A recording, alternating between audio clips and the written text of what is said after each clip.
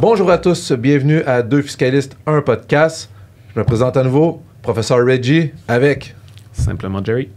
Et, encore une fois, notre invité hors pair, suite au succès du dernier épisode, Victor Laroucaire, professeur à l'EGUQAM, juriste, bac en droit, philosophe fiscal. Tiens, je vais t'attribuer ce titre maintenant, vu que je ne peux pas dire historien. Donc, philosophe fiscal.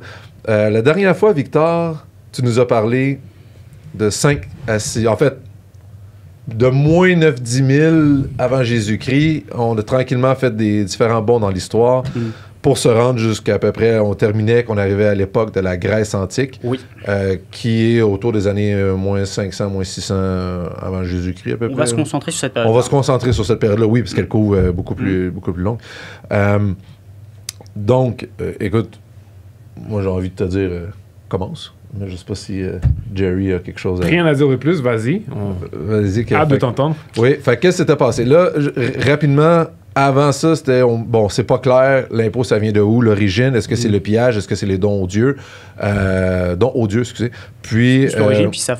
C'est ça, tranquillement, on converge, puis on parlait de que ça venait de l'origine, probablement, des pays arabes, Irak, dans ce coin-là, qui avaient les premiers, peut-être même les autochtones en Amérique. C'est là où il y a les premières cités. Les premières cités.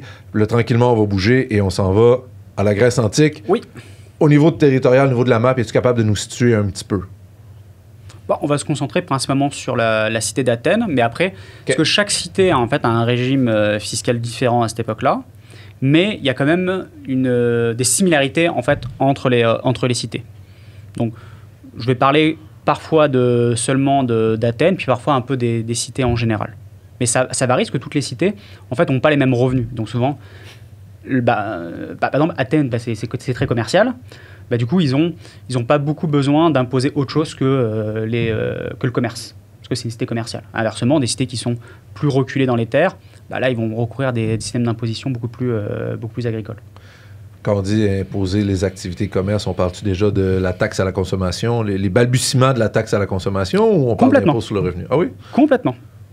Ça va vous surprendre, mais en fait, la fiscalité à cette époque-là, en fait, est très développée. En fait, ça va vous étonner que on n'a pas tant changé que ça depuis l'époque.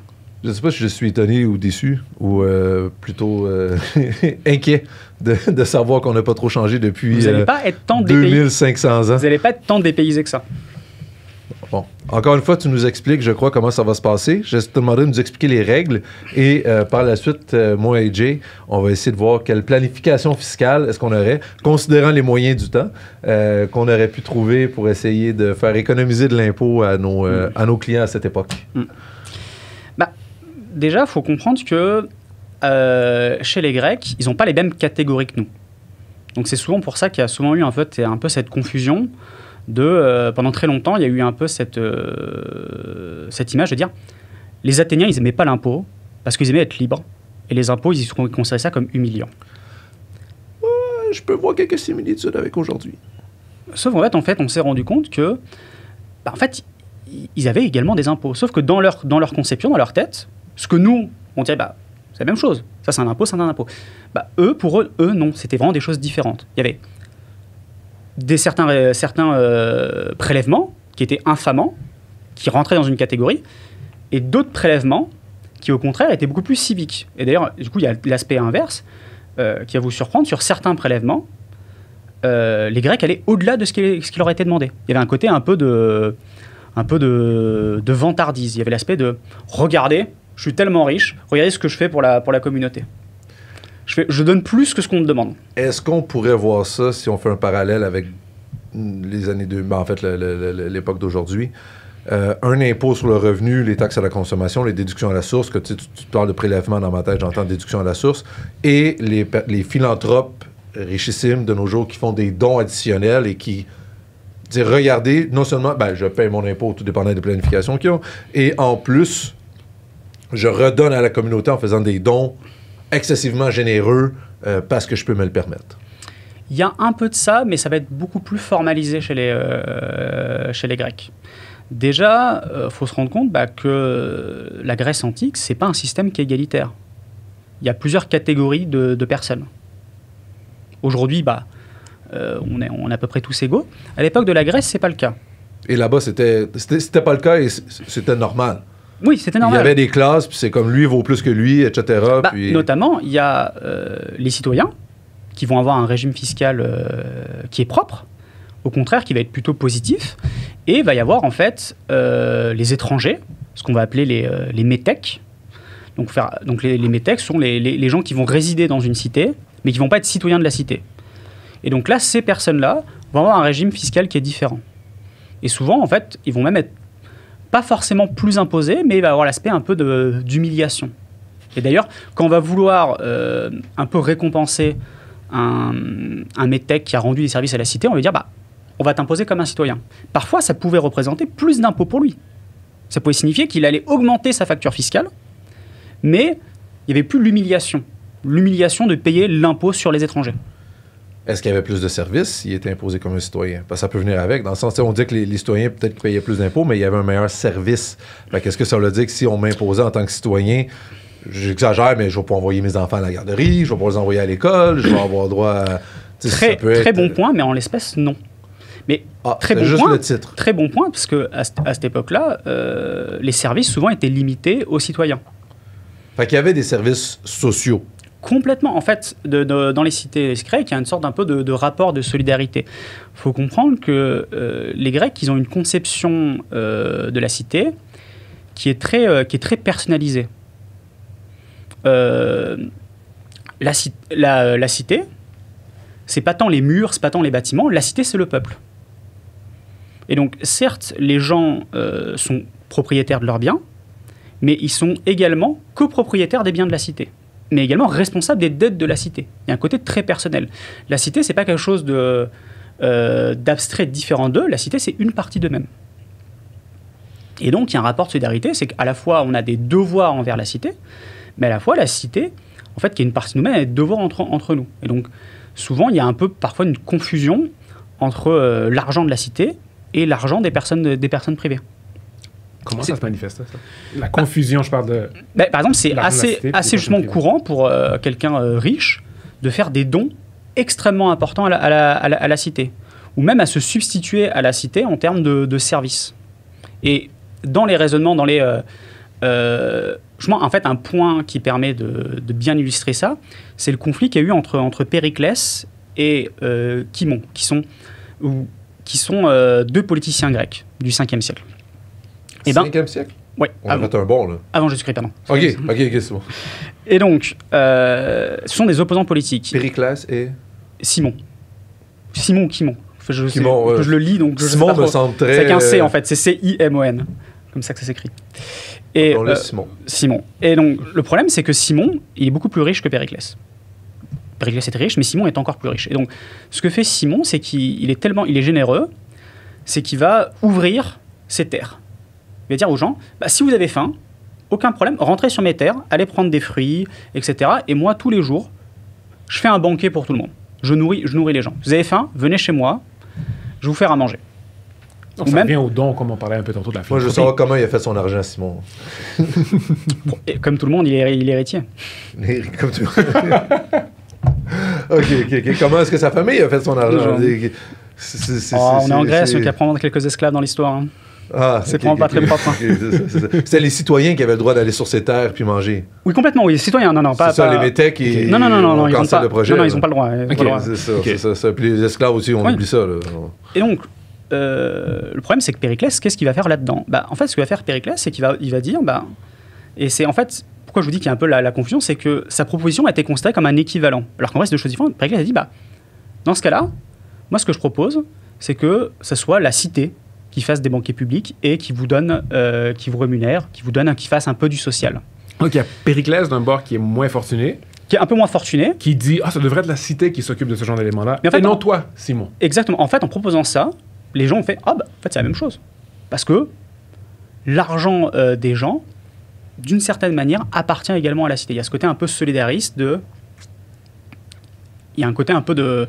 Ce qu'on a, en fait, on le redoit un peu à la cité. Donc, en fait, il n'y avait pas de différence entre que ça soit financé par une personne privée ou que ce soit financé par la cité. Mais on s'entend que la cité, pour financer ça, c'était Simon qui avançait le cash. Ou les ressources, comme les terres. Ou les ressources.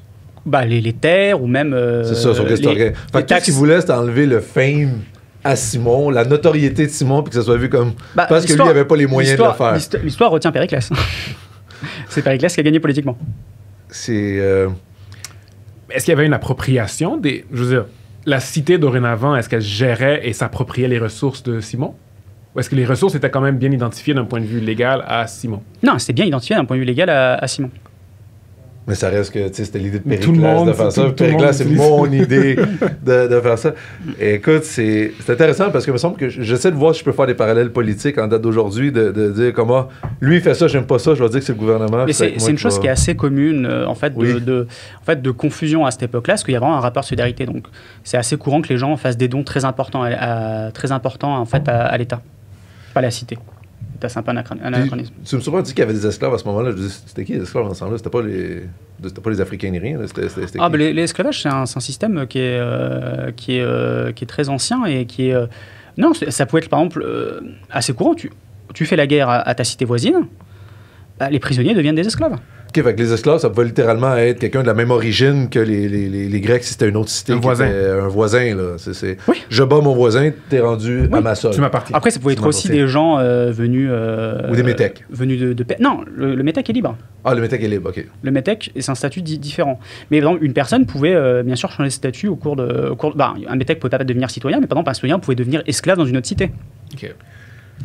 OK, fait que c'était intramural. Non, parce qu'il y avait également du commerce d'esclaves venant... de l'étranger. De l'étranger, oui. Intéressant dans le sens intéressant, mais pas dans le sens que c'est une bonne idée, mais intéressant. OK. Et donc, pour revenir un peu sur la structure, comme je vous disais, en fait, du coup, les Grecs, en fait, ils ont deux catégories fiscales assez différentes. Ils ont, justement, une fiscalité un peu de domination, donc soit qui va être sur des catégories marginalisées de la population, soit qui va être davantage patrimoniale. C'est-à-dire que ça va être un peu conçu comme étant en fait un service. Et donc, où là, ça va être plutôt marqué soit neutre, soit négativement, et de l'autre côté, ils ont une fiscalité qui va être civique, qui va être très positive. Mais pour eux, c'est vraiment des catégories de choses différentes. Pour nous, on dit, non, la même chose, il n'y a pas de différence. Tu prends de l'argent, tu le donnes à la cité, c'est un impôt. Pour eux, radicalement différent. Ils ont des termes différents, ils ne confondent pas les deux, et même c'est des procédures différentes, et c'est même des techniques fiscales différentes. OK. Il y en a un qui est bien vu, puis l'autre que... Exactement. Et donc, déjà pour commencer un peu le système fiscal, c'est quoi la principale source de revenus de la cité grecque, et notamment d'Athènes? Ce sont les taxes à la consommation. Les taxes à la consommation et les taxes indirectes. C'est-à-dire, qu'est-ce qu'on retrouve en Grèce? On retrouve des taxes de vente, on retrouve des droits de douane, et également, en fait, on va retrouver pas mal de taxes sur la plupart de beaucoup de services publics. Par exemple, il faut utiliser la balance. Tu fais du commerce, beaucoup de taxes sur le commerce. Tu veux utiliser la balance de la cité, eh bien, il faut payer. Il y a pas mal de procédures qui demandent un crieur public pour publiciser ce que tu fais. Tu payes le crieur public. Mais, OK, au lieu de faire des planifications fiscales, comment on aurait évité ça, j'essaie de voir comment est-ce qu'on aurait pu mettre des procédures d'audit en place pour valider ça. Parce qu'on s'entend qu'il n'y a pas vraiment d'écriture à ce moment-là, puis il n'y a pas de T4 qui est mis. Mais je veux dire, il n'y a pas de T4, il n'y a pas de système, il n'y a pas le MEF de Revenu Québec. C'est une bonne question. Comment sont taxes de vente pour que tout le monde se retrouve? On parle ici, c'est l'équivalent de TPS TVQ. Exactement. Fait que quand j'achète un service, je paye un extra pour la taxe ou un frais de douane que là, je comprends souvent, que c'était même incorporé dans le prix. OK. Comment est-ce qu'on s'assure que... C'est ça. Très bien. Le commerçant peut très bien dire... l'État, en fait, c'est un système qui est très ancien et qui a duré même il n'y a pas si longtemps. C'est que ces taxes-là, qu'on appelait les télés, elles étaient affermées. Donc, qu'est-ce que ça veut dire affermé? Ça veut dire que la cité disait qui veut acheter ce droit de prélever cette taxe-là? Affermé. L'affermage. Volontairement, je m'inscris aux taxes de vente? Non, c'est que l'État, sur ces taxes-là, ne s'occupait pas de les recouvrir. Ce qu'elle disait, c'est disait, Gérard, tu as de l'argent, est-ce que tu veux te faire de l'argent facile? Toujours. Ce que je te propose, c'est que je te vends le droit de prélever la taxe de vente. Tu me donnes une somme fixe, et après... Si tu es bon à essayer de récupérer cette taxe de vente, je te donne le droit de le faire. Et si tu es bon à le récupérer, tu fais un profit. Si t'es pas bon, c'est ton problème, tu m'as payé ce droit-là. Ok. Ok, Le mais ça droit est change géographique? De quoi? Le droit est géographique ou le droit est... dans toute la cité, je peux récupérer? Bah, ça dépend à chaque fois, mais tu affermes, souvent c'est par exemple sur un port particulier, s'il y a plusieurs ports dans la cité. Ok. Ça, c'est pour les frais de douane, je peux comprendre, c'est quand même relativement simple. Un bateau arrive, il te paye, puis toi, t'es tout. Sauf que En fait, les commerçants, le gars qui vend des tables, qui vend des fruits, qui vend, qui vend un service, je suis pas à côté de lui 24 heures sur 24, je sais pas combien d'argent il a fait dans sa journée, je sais pas combien de taxes qu'il me doit. du coup, c'est sa responsabilité. C'est un individu, un citoyen privé, qui est riche, qui va acheter ce droit-là. OK, mais moi, je peux lui dire qu'il me doit 2000, lui me dit qu'il me doit 500, puis je le tabasse jusqu'à temps qu'il me donne 2000. Et ben dans ce cas-là, tu peux après le traduire en justice. Et là, je dois prouver qu'il me doit 2000. Exactement. Fait que je le tabasserai pas, évidemment. Mais c'est... Bah, ça dépend si c'est... Sauf que je veux dire, si j'ai des... Souvent, ça ressemble pas mal au pillage qu'on parlait, là. Non, mais Je veux souvent, dire, ça va concerner les télés, soit ça va concerner des services, donc c'est assez simple, soit souvent ça va considérer en fait des taxes marginalisées de la population. Il y a beaucoup de taxes sur ça. Donc, par exemple, sur les taxes sur les personnes marginalisées, il y a la taxe sur les métèques, le métaux-icon. Taxe sur les personnes marginalisées, je trouve que c'est un... Peux-tu dire ça, vulgariser ce terme? Ça veut dire que c'est des taxes qu'on va mettre en fait à des gens qui vont être un peu en position de faiblesse dans la cité. Donc par exemple les étrangers, ils n'ont pas le droit de politique, ils vont avoir une taxe spécifique. Par exemple, les esclaves, ils n'ont déjà pas de cash, on peut pas non plus les taxer. C'est des biens en fait. C'est des métèques qu'on parle ici. C'est les métèques, mais Oui. oui, mais à part les métèques, les seuls autres qui sont plus faibles dans la société, c'était les esclaves. Mais c'est des biens les esclaves, donc il n'y a pas de question. À la limite, celui qui va payer de l'impôt, c'est celui qui les possède. OK. Le système est quand même plus développé que je pensais. Mais prenons par recul. Donc, je suis affermé. J'ai décidé de m'inscrire et d'être affermé. Je paye à l'État 5 000 $ par année. On va parler en dollars d'aujourd'hui, puisque c'est plus simple. En échange, j'ai le droit de collecter des impôts sur une catégorie spécifique sur de services, de biens. Est-ce que j'ai le droit de collecter des taxes de vente ou des impôts sur les groupes marginalisés et les groupes les citoyens également? Parce qu'en fait, chaque impôt va viser certaines personnes ou certaines activités. Donc, moi, en tant que personne affermée, j'ai le droit de collecter un type d'impôt. Oui. Ou plusieurs, si j'achète le droit de collecter plusieurs types d'impôts. Exactement. Mais le droit me confère le droit de collecter un type d'impôt. Exactement. Dans une région spécifique ou dans une activité économique spécifique. Exactement. OK. Et Donc, est-ce que c'est une collecte de quelque manière que ce soit, directement ou indirectement? Et si je fais appel à un terme, une expression qui est souvent utilisée dans la loi de l'impôt de nos jours, est-ce qu'on est à l'origine du directement et indirectement de quelque manière que ce soit? Le problème, c'est qu'on n'a pas forcément beaucoup d'éléments sur quand ça se passait mal, parce que ce sont souvent en fait des impôts en fait qui vont pas concerner les gens les plus puissants de la cité. Donc, en fait, on n'a pas beaucoup de traces écrites de ce type de comment ça se passait quand ça se passait mal. Parce que c'est pas des gens qui ont laissé des écrits. Souvent, ça va être les étrangers. Ou ça va être simplement des activités qui vont être moins considérées dans la société. Donc, pourquoi on imposait le commerce? Une explication, c'est parce qu'il y a beaucoup de commerce, mais également parce que le commerce n'était pas forcément quelque chose de très bien vu dans la cité athénienne. Ils ont une hiérarchie des valeurs qui est différente. C'est qu'au sommet de l'idéal citoyen, il y a le citoyen autonome, qui est un agriculteur. Donc, dans les activités, il y a l'agriculteur. Et pourquoi l'agriculteur est autonome? Parce que l'agriculteur, il crée de la richesse à partir de rien. Je suis quand même d'accord avec ça. En dessous de ça, il y a l'artisan. L'artisan, il va incrémenter de la richesse. Il part pas de rien, il part de quelque chose, mais il va incrémenter quelque chose. Et en dessous de ça, en fait, il y a le commerçant, et le pire des commerçants, c'est le commerçant un peu du marché, le commerçant à la sauvette, qui lui, en fait, ne crée rien. Commerçant de quoi? Un peu à la sauvette, celui du marché. Ah, la sauvette, ok. Parce que là, du coup, ils vont faire une distinction entre le commerçant, on va dire, sur le marché, et la personne qui va importer des choses. Parce que lui, il va permettre, par exemple, de ravitailler en blé la cité, du coup. Il est plus considéré que le commerçant qui fait que acheter un vase, puis le revendre à son exactement. voisin. Qui va acheter l'artisan pour le revendre. C'est intéressant parce qu'on a déjà des systèmes comme ça prévus dans la loi de l'impôt. Quand on pense les agriculteurs ont une fiscalité un peu différente sur certains biens. Pas aussi intense que ce que tu es en train de décrire, par contre. On a beaucoup de crédits en fabrication-transformation, donc on ajoute de la valeur à un produit. On peut, à un certain point, payer moins d'impôts.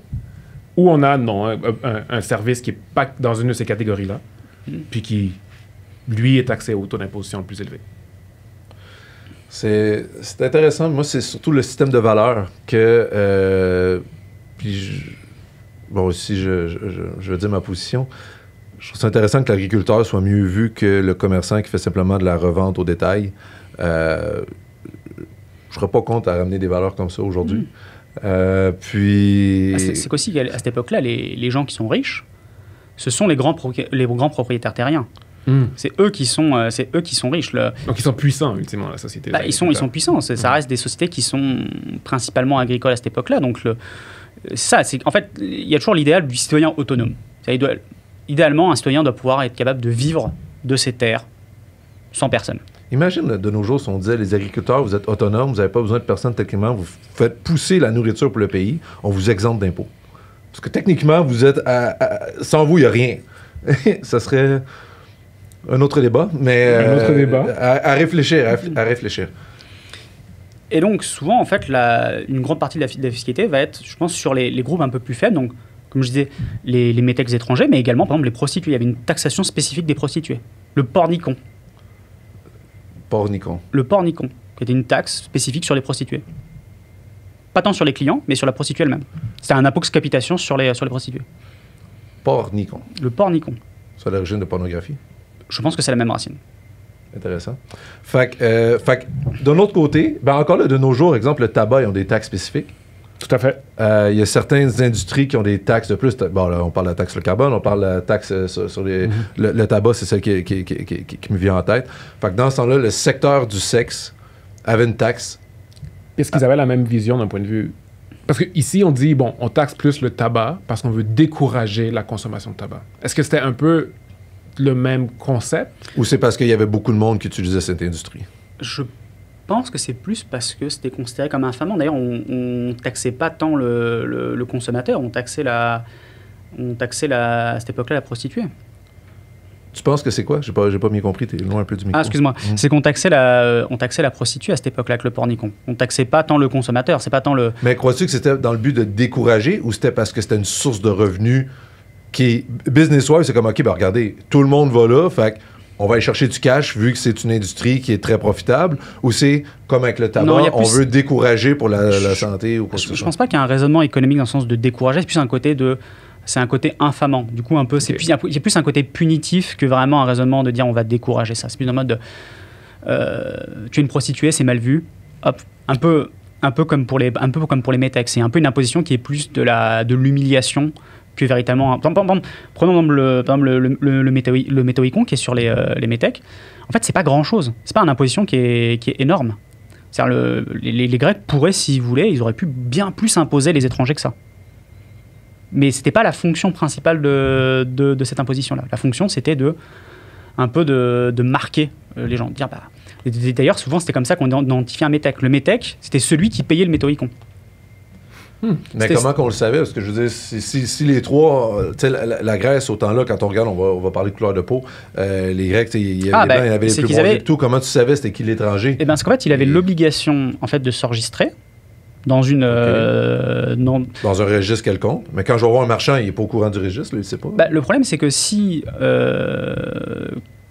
tu te faisais attraper et qu'on vérifiait ton statut, donc soit tu es citoyen, et donc dans ce cas, tu es également enregistré comme citoyen, soit tu es métèque. Et donc, si on t'attrape, t'es métèque, et que tu n'as pas payé ton métoïcon, en fait, tu es mis à mort. Oh! OK, c'est pas c'est... Oh! OK. Puis... C'est un peu radical. Ah oui, c'est radical. Celui qui est chargé de collecter le métoïcon, je ne me rappelle plus le nom du droit. L'affermer. Le fermier.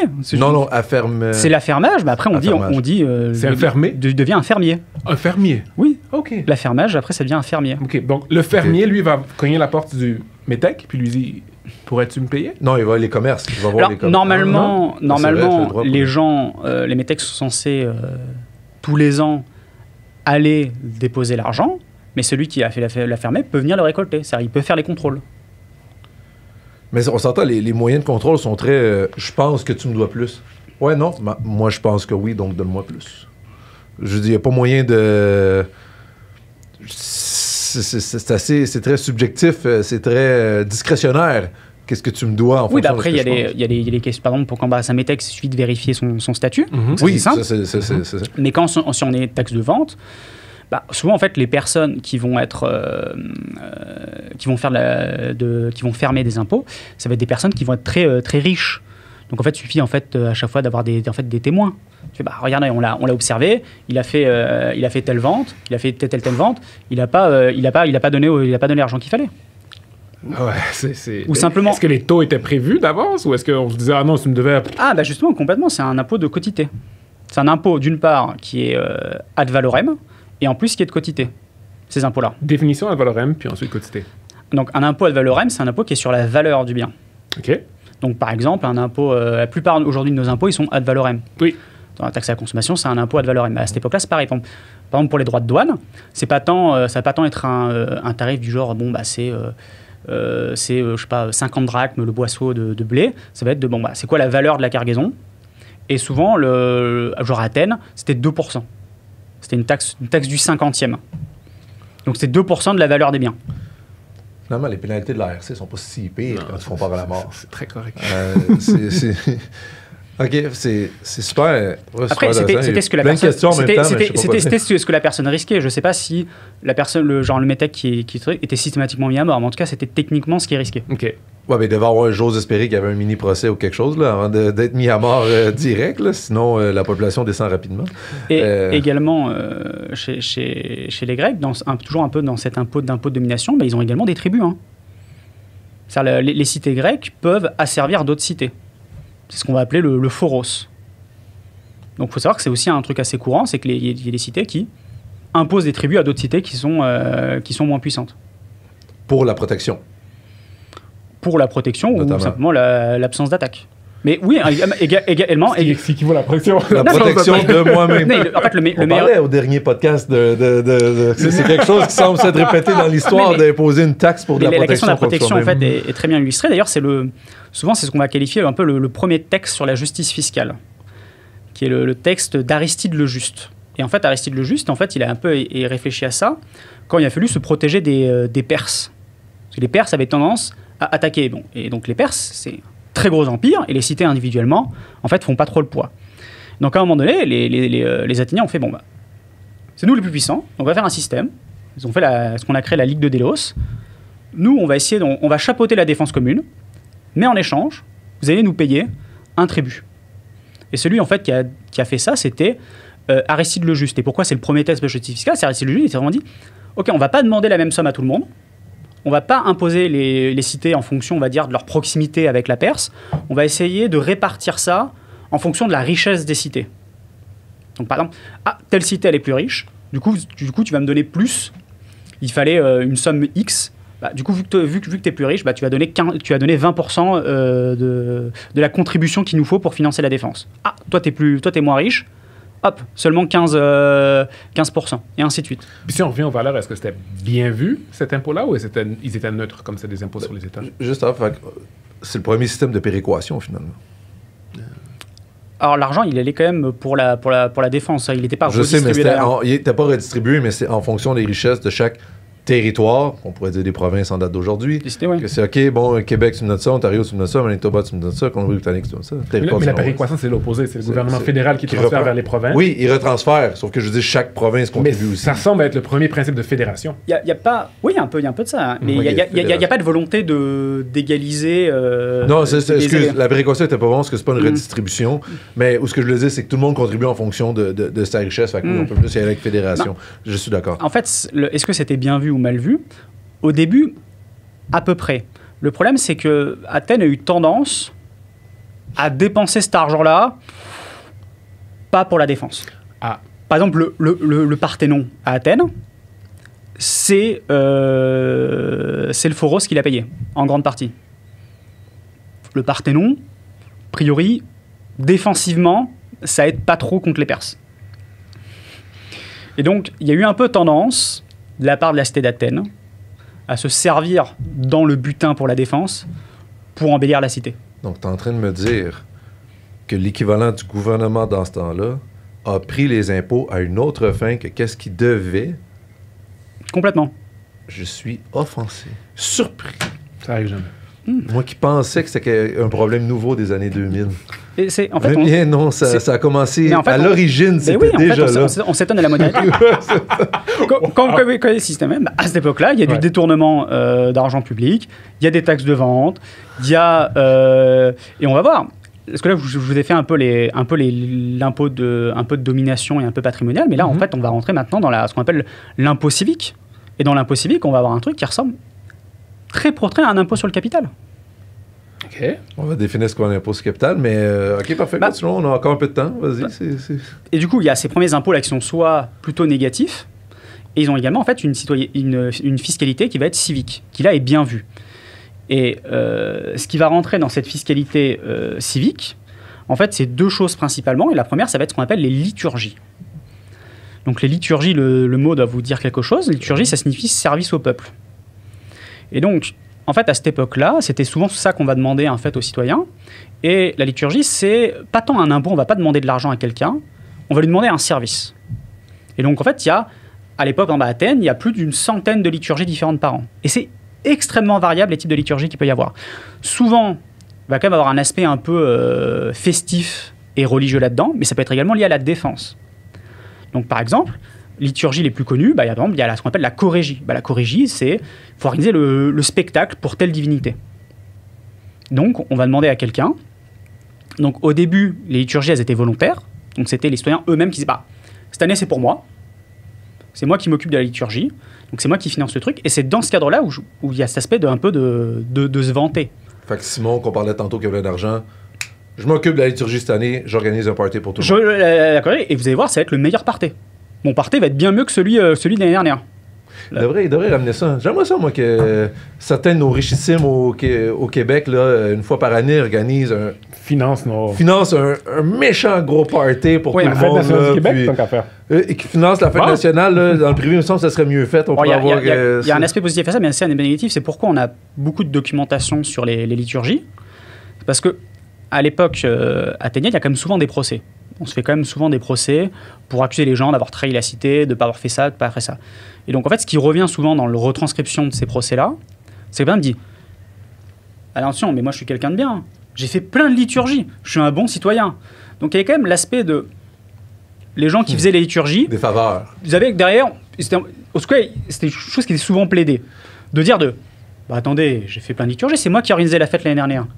À la limite, au moins, ça avait été en faveur du peuple et non en faveur d'une seule personne. Effectivement, c'est en faveur. Tu sais, je veux dire, tant que... Parce qu'on va se dire, là, de nos jours, tu sais, du copinage, etc., puis le kit, fait que tu sais, quelqu'un a une faveur. Au moins, regarde, là, si tu me dis que on va pas dire le nom, fait que Eric contre Lola, fait qu'on va dire que Eric a plein d'argent puis décide de faire un super gros party. Regarde, après, il a sauvé un peu d'impôts, mais que moi, j'ai eu une sacrée bonne soirée. Regarde, ça me dérange un petit peu moins. Non, c'est pas il a sauvé un peu d'impôts. Il a fait une fête pour obtenir du crédit social. C'est ça, ça veut pas dire qu'il a sauvé l'impôt. Il peut juste avoir fait de quoi. C'est ça. Qui, en échange, lui permet un passe-droit une fois de temps en temps quand il arrive à la cour. C'est ce que je comprends. Mais tout le monde a bénéficié de son party. C'est pas juste une personne qui a reçu du cash, quoi que ça. Fait que, tu sais, le pot de vin, c'est comme à la population, tout le monde. Fait que Et donc, on va rentrer dans le pot de vin dans un autre podcast. Non, vous allez voir, après la procédure, elle est très drôle. Au début, c'était plutôt volontaire, puis petit à petit, ça s'est un peu plus formalisé. Donc, ça veut dire que on allait désigner un certain citoyen, donc ça constait vraiment les gens très riches. D'ailleurs, c'était une classe, la classe des gens qui étaient capables d'assumer une liturgie. Parce que c'était souvent très cher. Hein. On parle... Il y a en fait des représentations où, quand il y avait une liturgie, ça pouvait représenter, en fait, d'une part, une portion significative du revenu. Et il y a même des gens qui, pour assumer une liturgie, devaient vendre des propriétés. Devaient vendre des propriétés ou s'endetter. Alors, tu tombais pas tous les ans, ça tombait des années, et puis toutes les liturgies se valaient pas. Donc, il y avait souvent des spectacles un peu religieux. Puis, il y avait également ce qu'on appelle la triarchie, qui était de fournir une trière. Enfin, la trière, elle appartient à l'État, mais plutôt de l'entretenir et de payer l'équipage de la trière. Définition de une trière. Ah, trière, c'est un bateau de guerre. Ah oui. Okay. Fait que dans le fond, c'est un peu comme les Jeux Olympiques de nos jours, on pourrait dire que c'est une liturgie. Ça serait une liturgie si il y avait payé par un citoyen. S'il y avait quelqu'un qui disait... c'est payé par un pays. On s'entend, là, tous les pays se battent pour avoir ça, puis on s'entend que ça coûte extrêmement cher. Faut tout bâtir les stades, faut tout avoir... Puis c'est juste pour te vanter d'avoir eu les Jeux Olympiques qui durent un mois, là. C'est même pas 2 semaines. Bref, ça semble être comparable au niveau de l'État, on dirait. C'est au lieu d'être une personne, c'est un pays. Imagine-toi si c'était la Coupe du Eric Monde contre Lola. qui finançait les Jeux olympiques du Canada. C'est ça. Là, ça serait juste une personne, mais tu sais, ça donne un certain crédit à ton pays, puis tu espères avoir des retombées. Tu veux montrer le beau paysage de ton pays, puis tout. Continue, parce que le temps avance assez rapidement. Et donc, t'es désigné, mais qu'est-ce qui se passait quand tu voulais pas faire la liturgie? Il y avait une procédure qu'on appelait l'antidosis. Donc l'antidosis, ça signifie littéralement échange. Parce qu'en fait, c'était censé être les plus riches qui contribuent. Imaginons que cette année, c'est moi qui ai la liturgie, mais j'ai l'impression que toi, Gérard, t'es quand même très riche. Et t'as pas fait beaucoup de liturgie dernièrement. Eh ben, je peux te dire, dans ce cas-là, je vais un peu te mettre au défi de l'antidosis. Donc l'antidosis, c'est pas compliqué. Je dis, c'est pas compliqué, moi je pense que je suis plus pauvre que toi et que ça sera à toi normalement d'assumer cette liturgie-là. Du coup, t'as le choix. Soit tu la prends ma liturgie, soit on échange notre patrimoine. Quoi? Ouais. OK, on échange notre patrimoine et tu fais la liturgie. Oui, moi j'ai pas de problème, moi je la fais. Mais moi je pense que t'es plus riche que moi. Donc, vu que t'es plus riche que moi, tu devrais la faire.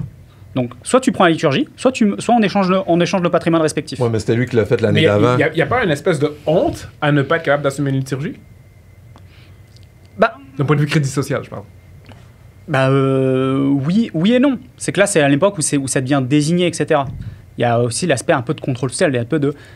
il y a des gens qui doivent pas, justement, s'en tirer à libre compte. Est-ce que tu as un exemple d'une liturgie légendaire qui aurait survécu, qu'on peut faire des recherches, puis que ça a existé, puis que ça a été décrit ou quoi que ce soit? Le cas le plus drôle... en fait, les liturgies, en fait, on en a souvent, mais le cas le plus drôle, un peu raconté de liturgie, qui va plutôt illustrer en fait, l'aspect que la personne qui fait la liturgie acquiert sur ce moment-là un caractère un peu sacré, et qui va en plus résonner sur un fait qui remonte maintenant il y a pas si longtemps que ça. C'est un peu le conflit qu'il y a eu entre Démosthène et Midias. Oui. Ça me dit rien, mais... Moi non plus. Démosthène, il est reconnu comme étant un des plus grands orateurs de l'Antiquité. Et il a un ennemi politique qui est Midias. Et donc c'est assez connu parce qu'il était le Corrège cette année. Donc il organisait le spectacle. Et Midias, très énervé, monte à ce moment-là, lorsqu'il performe le spectacle qu'il organise, en plein public, il frappe Démosthène. Donc on voit que Will Smith n'a rien inventé. Will Smith n'a rien inventé. Will Smith n'a rien inventé. Et donc après, bien sûr, il y a eu procès, et il y a un livre qui s'appelle le Contre Midias de Démosthène, parce qu'il a cette tendance-là à écrire des livres, et il fait, attention, là, moi, simple Démosthène, on peut me frapper, ce n'est pas grave. C'est pas grave. Mais là, il n'a pas frappé Démosthène. Il a frappé le liturge, le représentant de la cité, qui performe un rite sacré. Donc on n'est pas sur la même chose.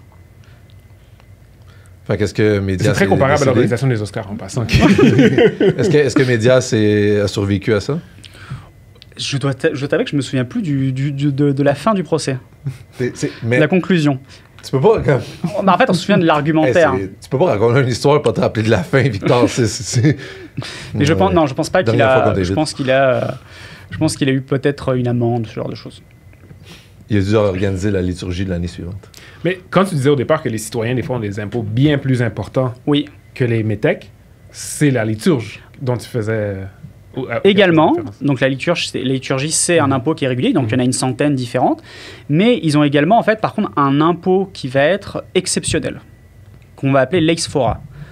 Lex fora, c'est un peu l'impôt de guerre, qui arrive de manière exceptionnelle, qui va également, de manière marginale, concerner également les métèques les plus riches. Et donc ça, c'est un impôt qui est très progressif, qui va concerner principalement les gens riches. Et en fait, c'est pas compliqué. Les gens en fait, vont être classés en fait, en fonction de catégories sociales. Et la catégorie sociale est déterminée en fonction simplement du montant de ton capital. Donc, et en fait, en fonction du montant de ton capital, et ben, en fait, tu vas devoir en fait, une somme différente. Et c'est un impôt qui est excessivement progressif. Donc, quand on parle de montant de capital ici, c'est combien est-ce que la valeur de notre patrimoine est? Exactement. Puis on paye une portion de notre patrimoine. En fait, souvent, ça va être un impôt qui va être, à la différence des impôts qui vont être sur les, par exemple, les télés, qui vont être sur les métèques, ça, ou c'est des impôts de quotité. Là, on va être sur des impôts de répartition. C'est-à-dire, vu que c'est un impôt de guerre, un impôt exceptionnel, En fait, on va discuter, on va dire, bon, il nous faut combien? Donc, on va dire, il nous faut 500 $. Et donc là, on va classer les gens en catégories, et on va dire, par exemple, eh ben, la catégorie des plus riches, vous allez, sur les 500 $, vous allez vous répartir 400 $ proportionnellement à votre richesse. Les gens de la catégorie d'en dessous, vous allez prendre 80, vous allez devoir prendre 80 $. Et ainsi de suite, jusqu'en bas, où ceux les plus faibles, on appelle les têtes, les têtes, on va dire, vous êtes exemptés, il n'y a pas besoin de payer. Puis les proportions que tu viens de mentionner sont représentatives? À peu près. Oh. C'est vraiment, d'une part, ça va être la plus grande partie de la somme qui va devoir être acquittée par les tranches supérieures, et ces tranches supérieures sont moins nombreuses. Alors après, la répartition, elle a changé selon les réformes. Ça a été plus ou moins progressif. Ensuite, donc, vous devez vous répartir 400 $, vous, la classe la plus riche. Puis ensuite, j'imagine qu'elle était, en fonction de leur richesse, ils contribuaient à un pourcentage. Proportionnellement, oui. OK. Parfois, l'organisation du recouvrement a changé. Genre, à un moment donné, ce qui pouvait se passer, c'était que plutôt que de répartir les gens... Ça, c'était le système très ancien, où les gens étaient répartis en classe sociale. Après, il y a eu un système où on mettait les gens en groupes à peu près pas homogènes, mais on faisait par exemple un paquet de citoyens qui, ensemble, avaient à peu près du genre 1000 $. Et en fait, on faisait genre 5 groupes de personnes qui ont 1000 $. Et après, du coup, le groupe qui a 1000 $ de capital, vous allez prendre, mettons que c'est 5000, vous allez prendre 20% de la somme qu'il faut, etc. Et là, ils se répartissaient. Et ce système-là, en fait, avait l'avantage, c'est que souvent, on allait mettre un peu à la responsable de ce groupe-là, on allait mettre quelqu'un de très riche qui devait avancer l'argent. Cette personne très riche devait assumer pour l'entièreté du groupe, et après, charge à lui de se recouvrir. Ça ressemble au droit que tu parlais au début. Dans le fond, que tu t'assures vers ça, tu vas fermier, collecter. À la différence que là, il n'y a pas de profit. C'est vraiment c'est juste un fardeau. Il n'y a pas de profit. La personne qui va recollecter après, ça décide de se mettre un frais administratif. En l'espèce, non. Okay. Parce que justement, c'est cette imposition-là qui est civique, elle est organisée par les citoyens. Donc souvent, il y a quelqu'un qui va être désigné comme étant un collecteur. Et du coup, c'est pas du tout... L'information est publique. Oui, c'est pas du tout... c'est pas du tout... Il n'y a pas du tout de business à faire là-dedans. Et d'ailleurs, c'est un système qui est déclaratif à cette époque-là. C'est déclaratif, dans le fond, tu veux dire, sur base volontaire, un Exactement. peu comme aujourd'hui, on déclare nos impôts à chaque année. À cette époque-là, les gens déclarent c'est quoi la valeur de leur patrimoine. OK, niveau planification, c'est quand même assez facile à détourner. Et donc, oui, mais donc ça a souvent été un conflit, c'est que autant au début, quand tout se passait bien à Athènes, et que la cité allait bien, où les gens s'entendaient bien, apparemment, il n'y avait pas trop de problèmes de fraude. Les gens déclaraient bien tout, et même ils étaient contents. Regardez, je suis riche. Puis en plus, c'est souvent assez simple. Souvent, la personne riche, c'est la personne qui fait les liturgies. Donc souvent, on connaît un peu ce patrimoine. Ils étaient fiers de payer de l'impôt. Ouais. Il y avait une fierté à payer de l'impôt, civique. Exactement. Les liturgies, il y a une fierté. Et en tout cas, le caractère qui est infamant, qu'on peut trouver par exemple sur le phoros ou sur les impôts un peu de quotité, etc. Là, sur l'explorat, il n'y a pas du tout ce côté affamant. Non. Il y a un côté, c'est positif. Je sauve la cité, j'aide la cité. Claire, je ne sais pas s'il y a d'autres gros sujets à parler, mais si on pense à ces deux types d'impôts, on parle le phoros, puis les impôts, on va dire, sur les revenus, ou les impôts courants, puis ensuite les les taxes impôts à la consommation, l'impôt sur les biens. L'impôt sur les biens. Donc, un impôt courant qu'on va appeler, puis un impôt exceptionnel. Donc, je vois deux classes d'impôts ici. Il y a l'impôt sur, on va dire... Alors, la liturgie, elle est régulière, mais encore une fois, c'est un peu particulier, parce que la liturgie, tu donnes pas de l'argent, tu performes un service. Mais les régulières, mais elle tourne. Elle tourne. Donc, elle est un peu ponctuelle. Elle n'est pas continue. C'est sûr qu'une personne, par exemple, prenons la triarchie, qui est une des plus grosses liturgies, une personne ne va pas 2 années d'affilée assumer une trière. Moi, ça tourne. Si ça arrive à mon tour, puis je fais ce que tu as dit tantôt, je fais l'échange. Tu l'as fait cette année, sinon l'échange au capital, mais c'est toi qui l'as fait l'année passée.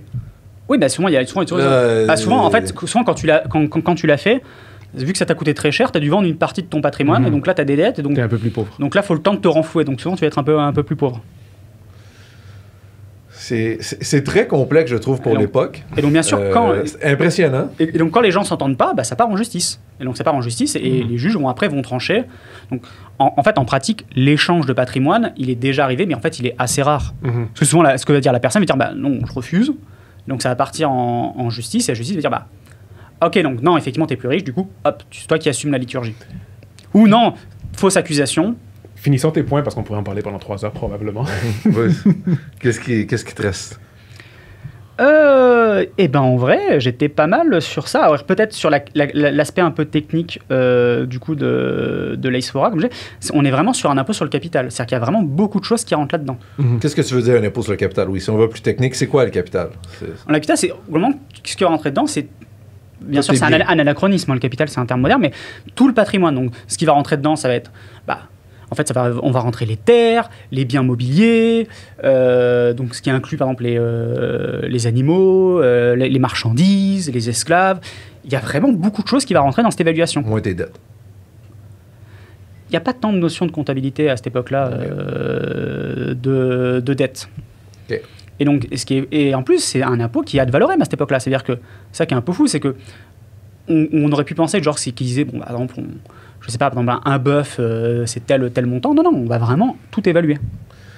Puis, fait que c'est un impôt, dans le fond, sur l'ensemble de tes biens, l'ensemble de tes actifs. Fait que le capital, ça représente l'ensemble de tes actifs. Exactement. Actifs, bon, malheureusement, on marque les animaux ou les esclaves là-dedans, là, mais c'est des actifs biologiques, si on veut utiliser les termes comptables aujourd'hui.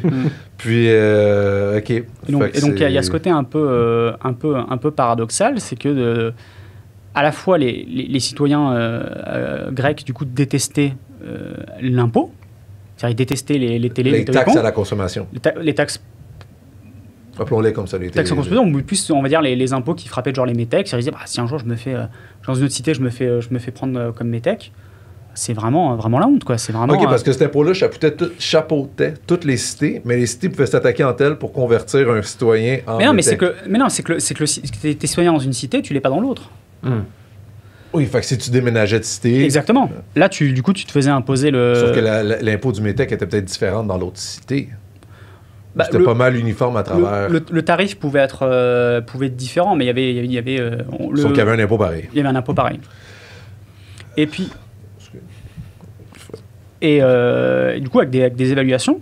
Et point également important du modernisme des Grecs sur un autre sujet, c'est que certes, les Grecs faisaient de la fiscalité principalement pour de la production de revenus, mais ils avaient également en fait une conception économique, une fiscalité qui était interventionniste. Et en fait, de deux natures. La première, c'est que par exemple, ils avaient tendance, par exemple, à donner des exemptions fiscales à certains importateurs. Par exemple, des fois, la cité avait besoin de blé. On va diminuer les taxes, les droits de douane sur le blé pour attirer les gens à nous faire du blé. On va aller voir un très gros métèque qui fait de l'importation de blé, on va dire, importe-nous du blé, on ne fait pas payer les taxes. Il y a encore des choses comme ça aujourd'hui. Certains secteurs, des fois, les congés pour les grands projets, etc. Mais également, ils avaient également une forme de fiscalité un peu sociale. Donc, par exemple, ce qui pouvait arriver, c'était que soit il y avait en fait une cité était victime, par exemple, d'un tremblement de terre ou d'une catastrophe naturelle, et donc il fallait accueillir des nouvelles populations. Et donc, c'était assez courant de décréter, cette nouvelle population qui arrive dans la cité, ils ont subi une catastrophe, on va les exempter d'impôts pendant X années, pendant 3 ans, pendant 5 ans. Même par exemple avec les réfugiés de guerre. Il y avait une cité qui se faisait attaquer et beaucoup de réfugiés disaient, les gens qui se sont réfugiés de notre cité alliée, vous payez pas d'impôts pendant 5 ans. Peux-tu imaginer s'il fallait que tous les réfugiés, on leur donne une exemption d'impôts, la révolte qu'il y aurait au Canada ou en Amérique du Nord, en Europe. En Europe, en fait partout dans le monde, il fallait qu'on donne une exemption. Ce qui n'est pas en soi, quand tu regardes ça, je veux dire, ils ont déjà eu à quitter leur pays à cause que ce soit guerre, famine, etc. C'est vraiment pas des conditions idéales d'avoir quitté un pays. Fait que je comprends la mesure sociale derrière ça. J'essaie juste de voir appliquer ce concept-là en date d'aujourd'hui.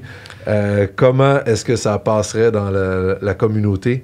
Ça serait, après, il faut voir que c'est des systèmes fiscaux qui sont différents. Parce qu'à l'époque, ça va être de l'impôt par tête. Alors, c'est vrai que dans le temps, il n'y avait pas de service qui leur était rendu en contrepartie. Tu arrivais, il fallait que tu t'arranges, tu n'avais rien. Actuellement, le réfugié qui n'a pas beaucoup d'argent, il n'a pas beaucoup de revenus, donc il paye peu d'impôts. À la rigueur, il pourrait être exempté de taxes à la consommation. Ouais. Sauf que dans Ou le leur fond, donner, c'est ou leur donner quand- un surcrédit d'impôt. Sauf que quand il arrive, par exemple, dans une nouvelle cité, non plus, c'est que ça m'étonnerait qu'on lui donnait une terre, puis qu'on lui donnait... tu sais, d'après moi, on t'avait laissé l'entrée, puis le reste, il fallait que tu te débrouilles. Il y avait là. les citoyens qui avaient le droit de posséder une terre. C'est ça, fait, quand t'étais... Fait qu'il Puis le il y a Métèque, aussi tout lui, l'aspect de redistribution. Il là. faisait du commerce, ultimement, le Métèque. Bah, il n'y avait pas trop le choix. produits, Ils pouvaient, ouais. souvent pour ça qu'on retrouvait souvent les métèques dans l'artisanat Mhm. ou dans le commerce, parce qu'ils n'avaient pas le droit de... Ça, fait que c'est... Ils n'avaient pas le droit de posséder de terre. À la limite, ils pouvaient travailler comme agriculteur pour quelqu'un qui possédait une terre, mais ils n'avaient pas le droit de posséder une terre. C'était le privilège des citoyens. Je te laisse le mot de la fin, mon Victor, si tu as autre chose à ajouter ou... Non, comme vous dire, ce qu'on peut retenir d'un peu ça, c'est que d'une part, les systèmes fiscaux anciens, en fait, sont étonnamment d'actualité, c'est assez complexe, assez précis. Et également, c'est que les catégories fiscales changent. C'est que ce que nous, on considère comme un impôt, les sociétés du passé voyaient des choses différentes de nous. Et même Les perceptions changent. Les perceptions changent, et même aujourd'hui, la question de qu'est-ce qu'un impôt, en fait, c'est un débat qui est continuel. Et oui, puis question de perception, juste, puis on en a peut-être des petites histoires rapidement. Juste m'appellerai toujours un exemple qu'on avait donné à un ancien associé dans ce cabinet qui m'avait dit un de ses clients qui payait toujours de l'impôt, puis qui chialait contre l'impôt, etc. Puis ça donne que ce client-là a fait un voyage humanitaire dans un autre pays. Puis quand il est revenu, bon, l'associé fait ses déclarations de revenus, bon, il paye pas mal d'impôts, il va chialer, encore une fois, je vais lui expliquer. Et lorsqu'il est allé voir le client, qui a vu ça, il a fait l'échec, il a dit merci, bonne journée. Il a regardé, il dit pourquoi est-ce que tu chiales pas cette année? Est-ce que je comprends pas? D'habitude, je dois t'expliquer 8 fois comment ça fonctionne et tout. Il a dit écoute, je viens de faire un voyage humanitaire, puis j'ai vu c'était quoi un pays qui avait aucun impôt. Fait qu'il dit maintenant, je ne m'ostinerai plus quand on va payer de l'impôt. Maintenant, de nos jours, je ne dis pas que ça fonctionne dans tous les pays, etc., mais ça reste que tout est toujours une question de perception. Puis on va y revenir. On va avoir l'opportunité en masse de discuter des perceptions par rapport aux services qu'on reçoit versus l'impôt qu'on paye, qui est carrément un autre débat. Le budget s'en vient. On va avoir un épisode là-dessus. Ça va être très intéressant. Victor, merci beaucoup. On n'aura pas le temps de faire le petit jeu à savoir planification, comment est-ce qu'on ferait. Peut-être un dernier mot. Vas-y. On a la chance au Québec d'avoir un des plus grands spécialistes de la fiscalité grecque et athénienne antique, Léopold de Mijotte, qui est à l'Université Laval. Okay. Donc c'est un des plus grands spécialistes c'est vrai, je dois te demander tes au références. monde. Donc voilà, petite fierté. Fait que c'est ça, fait que les références de ce que tu nous dis là, est-ce que tu peux redire son nom? Parce que là, on félicite en public. Donc, qui avons-nous au Québec? Léopold de Mijotte. Qui est professeur? À l'Université Laval. OK, eh bien... Qui est un des plus grands spécialistes mondiaux du sujet. Docteur de Mijotte, merci beaucoup pour tous vos travaux. Grâce à ça, on espère que les gens vont peut-être plus s'intéresser à vos travaux et s'intéresser plus à l'histoire de la fiscalité. Merci beaucoup, Victor. Super intéressant. Déjà hâte au prochain. Et on devrait faire un bond dans l'histoire. Dans le prochain, on revient... c'est quoi le prochain sujet que tu aimerais nous parler en histoire? On a plusieurs choix. Peut-être commencer à voir un peu la question canadienne. Donc, le Canada avant 1867.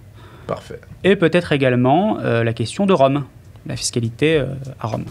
On te laisse réfléchir à ça. Merci à tous pour votre temps. Toujours un plaisir de partager ce moment-là avec vous. On espère que vous avez appris un petit peu ou si vous étiez déjà au courant de tout ça, tant mieux. Puis sinon, on se dit à la prochaine fois.